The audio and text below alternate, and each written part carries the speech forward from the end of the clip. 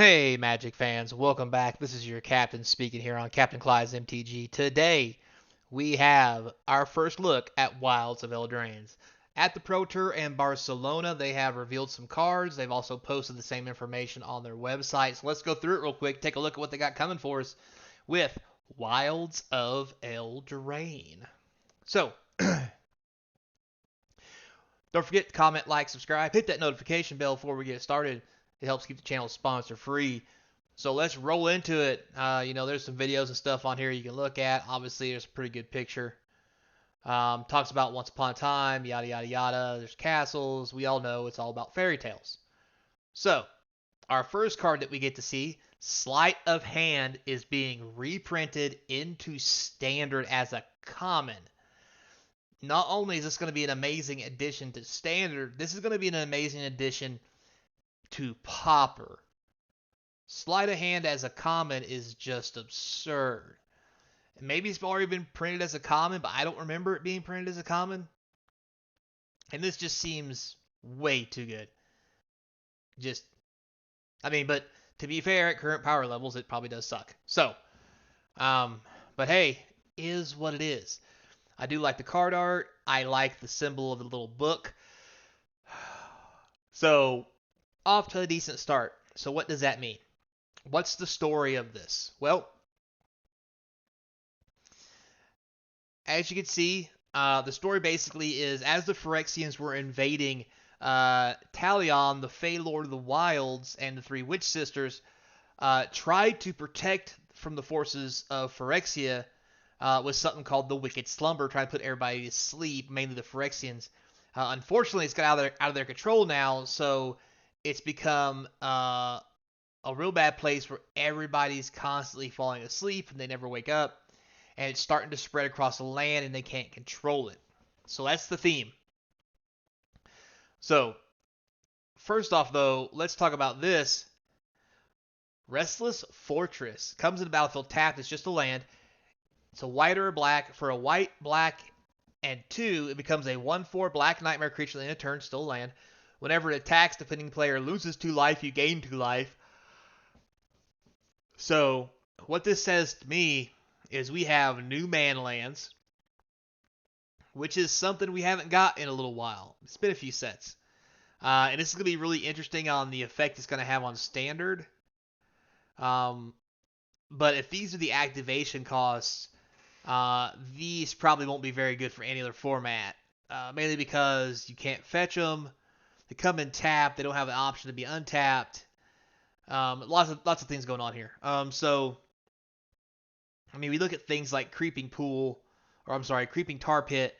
It's better than this. Now, granted, that's black-blue. So we'll have to wait and see what other ones look like, because the white one was a 1/4. So if we get more stuff similar to Creeping Tar Pit and other things like that, it could be a very, very interesting land cycle for man lands.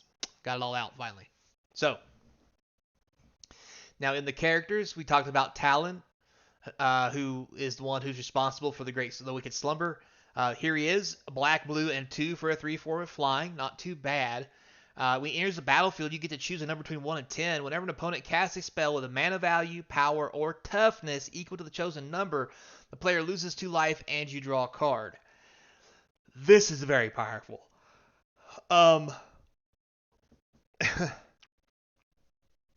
It's just really good. This is going to be a big hit in Commander. It's probably going to see play in Standard very easily just because of what it does. It's a good card. I like it a lot. And of course, because this individual and the Witch Sisters, we'll probably get to see those guys later. Guys, girls, whatever. Everybody's falling asleep and they're having nightmares. And of course, if you have nightmares, that means Ashiok is not far behind. So we have Ashiok, the Wicked Manipulator, 2 black and 3 for a 5 loyalty Planeswalker. If you would pay life, and what's funny is Ashiok still has a spark, apparently. If you would pay life, your library has at least that many cards in it. Exile that many cards from top of your library instead. So if you would pay life while your library has at least that many cards in it, exile that many cards from top of your library instead. So,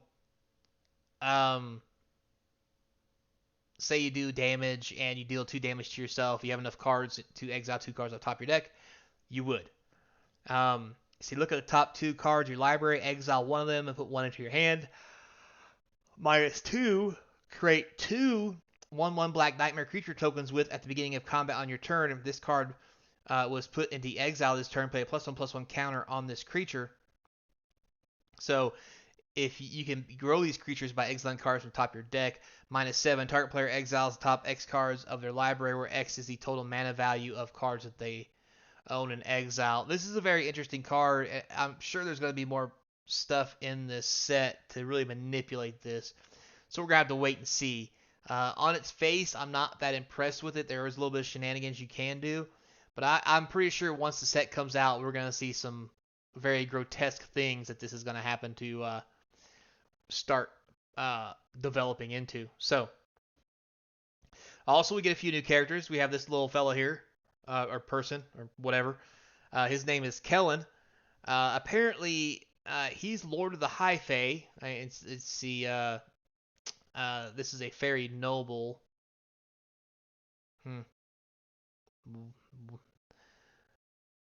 Kindly Lord, huh?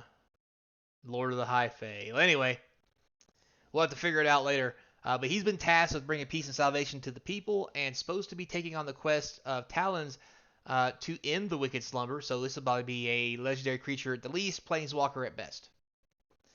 Then, of course, Will is going to be in here. And he is not spoken well of, as it shows here. During the Phyrexian invasion, the twins both lost their parents. Following that, Will and Rowan have lost their sparks and are left to hold the kingdom together. A challenge that may push them beyond their limits. We have Will, we have Rowan. I do like the new picture of her. Unfortunately for them, though, it's not going well for either of them. So we'll get those two as probably, well, not planeswalkers, legendary creatures. They said they lost their spark. Next card that we have here is we couldn't return to Eldraine without the beloved Sir Ginger, along with Tough Cookie to round out the sweet group of heroes. So Tough Cookie, a green and 1 for a 2/2. When it enters the battlefield, you create a food token. This is also a food token. For a green and 2, non-creature artifact you control becomes 4/4 at the end of turn. 2 colorless tap, sacrifice Tough Cookie, gain 3 life. So you make a food for 3 mana. You can make it a 4/4, punch somebody in the face with it. You could sack that or this to gain 3 life, and it's a 2 mana 2/2. This just seems amazingly good utility for standard. I don't think outside of standard is going to do a whole lot, but inside of standard, this seems really powerful for what it can do if you build in like an artifact style deck. Yeah, I mean, because Brothers War is still in. There's a lot of artifacts. All right, so talks a little bit about story. The knights who repelled the invasion, both those gone to seed as mercenaries or those clinging to valor, call Will the Boy King, and no matter how much she wishes it, Rowan can't blame him. As the curse of the Wicked Slumber seizes the people of Eldraine, tensions escalate between kindred twins. Elsewhere, an ancient force from deep within the wilds calls upon a young half-fae boy who has yet to understand what it means to be a hero. Discover how this fairy tale is told when the 5-part Wilds of Eldraine story begins on August 8th, right here on Daily MTG. So that's going to be kind of interesting. I like that a lot. Hopefully they bring in a new character who's worth having. I think the coolest thing about this picture is this is obviously the Wicked Witch. You can see the reflection of her being actually old, not young. Poison apple, get it? So, anyway, moving on. So Fairy Tales and Booster Fun. Wilds of Eldraine blends its financial characters, stunning artwork, yada yada yada. I think we're gonna see some great artwork in here. Little Red Riding Hood. Dun dun dun. Spoiler alert. So here we have Will looking through an archive. I swear to God, if this is not a giant fruitcake monster, I'm not gonna be happy. And I love this art. It looks like a fruitcake with the gummies and, yeah, giant fruitcake monster. However, this part does not look like a fruitcake, but we won't go into that. Well, I guess it kind of does. Anyway, moving on before we get too deep into that subject. We have the picture of the lands here. Lands are okay. Um, I mean, if you're in this kind of art stuff, it's kind of cool. It is very fairy tale-ish. So yeah, it's kind of cool. I mean, I like them. They're all right. Um, Also, too, we go back to having storybook frames along with, adventure cards again, which is going to make it really fun for commander decks to have more cards to put in their commander deck to make an adventure deck, which is going to be really cool.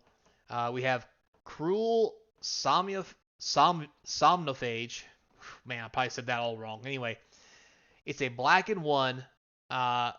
Its power and toughness equal the number of all creature cards in all graveyards. For a blue and one, you can have target player mill 4 cards as a sorcery. So it's blue for one, black for the other. It's very interesting. I do like. This art style is just really sexy for me. I think this is probably one of the best things that they did, and I really look forward to coming back to Eldraine because of it. So. Also, we're going to obviously have, borderless treatments for both the cards. Relentless Fortress does look pretty good. Ashiok, I don't know what they're trying to do there, but whatever. We have another card spoiled here. This is the Moonshaker Cavalry, 3 white and 5 for a 6/6 flyer. When it enters the battlefield, creatures you control gain flying and +X/+X in their turn, where X is the number of creatures you control. This is basically a white Crater Hoof, but it can't attack because it doesn't have haste. So very weird. Texas promo is pretty nice. I don't know what kind of effect it's going to have on the format, but it seems interesting. I mean, because normally, White Weenie is not going to have 8 mana. Yeah, like I said, I'm sure something will happen. It'll get something going down. Anyway, now, as you can see here comes the big shocker, Enchanting Tales. So, dun dun dun, Smothering Tide. So, Wilds are drained. They said want to do something extra to show off Wonderful Plane. In every booster of Wilds of Eldraine, you'll find one of the Enchanting Tales card, a non-standard legal bonus sheet like Brothers War Retro Artifacts or Strixhaven School of Mages Mythical Archives. You want an example? Here's Smothering Tide. So you see Smothering Tide, got a little Rumpelstiltskin action going on. That's cool and all, but here's the thing. Well, before I go any further, let me finish this out, and then I'll make my comment. All right, so bear with me. You'll see here that they feature storybook artwork, all the fan favorite enchantments from Magic's past. The artwork invokes the aesthetics of Eldraine. With 63 different Enchanting Tales available, you can look forward to drafting, collecting, and playing with these exciting enchantments. And here's some more of them that are going to show you. Greater Oromancy. Pretty cool. Curiosity. All right. Rhystic Study. Necropotence. Aggravated Assault. Doubling Season. Prismatic Omen. So, before I go any further, let's just remember that these were all the cards they put in Commander Masters to supposedly make it a expensive set. This is what I talked about before when we talked about print equity and them driving the price to zero, and there's not a point to paying high price for cards, and then nobody's going to pay for them, so therefore nobody's really going to want them, and therefore nobody's going to play. That'd be a different video, but for those of you who were okay with the cards being cheap, don't worry. Pretty soon those thousands of dollars of commander decks you have are going to be worth nothing. And anybody can have those cards because they'll be worth nothing. So kudos for that. Thanks, Wizards. So, and then it goes through, it just kind of shows you the normal stuff with set booster box, collector box. We've already seen all this stuff. They've been on pre-sale forever. The book laying down is regular Wilds Eldraines. The book standing up will be for Commander. I like that concept. It's kind of cool. So, it's kind of funny the set code is woe because I think they're going to be in some serious woe once they realize that they're probably going to upset a lot of people. We'll get to that later. The Commander set's going to be walk, and the Enchanted Tales set's going to be what? Because that's what we're going to say when we look at all the cards that we just paid $400 a box for in Commander Masters to get put into a standard set box for less than 100. A lot of people are going to be going, what? So, yeah. How's that feel? Anyway, so the important dates here. Storyline begins August 8th to the 14th. Card previews begin on the 15th of August. The gallery will compete on the 25th, so 10 days of previews. Loading ready runs going to have their pre-release August 26th if you care. Streamer event on Arena. Early access will be 31st. Command Zone game nights. Gameplay will be September 6th. Tabletop launch will be the 8th. Pre-release local store is going to be September 1st. The Arena release will be the 5th. WP in store open house September 8th to 10th. Friday Night Magic 8th through November 3rd. Commander Night 9th. September 9th to November 9th. Magic Con Las Vegas and World Championships will be September 22nd to 24th, which will probably be sealed for this event, or draft, or both. WP and Store Championships will be September 30th to the 8th, and Alchemy Wilds of Eldraine release will be on October 10th if anybody even cares about Alchemy on Arena for whatever reason. So, and also here at the bottom it says, one more thing, even with everything packed into these reveals, there's a little more excitement we're going to share. It's no tall tale. Check back with daily MTG soon to discover a little more magic to come. So there you have it. There's the release. Overall, I think it's great. I like the set. I like what they're doing with these reprints. However, the problem with it is right after they just released a $400 box, they do this, making the cards in that box worth even less. And the box prices are already dipping. We'll get into that later. But yeah, we're going to have to definitely revisit that conversation for a rant video. But at this point, I don't really care. And for those people who are still hanging on about how good it is for the environment for them to do this, we'll see where you're at in a couple of years when you're not even playing because you just don't care anymore because there's no point. So anyway, thanks a lot for watching, guys. I do appreciate it. Until next time, be kind, and hope to see you across from the game table. Don't forget, Gen Con's coming up. Maybe I'll see you there. Magic.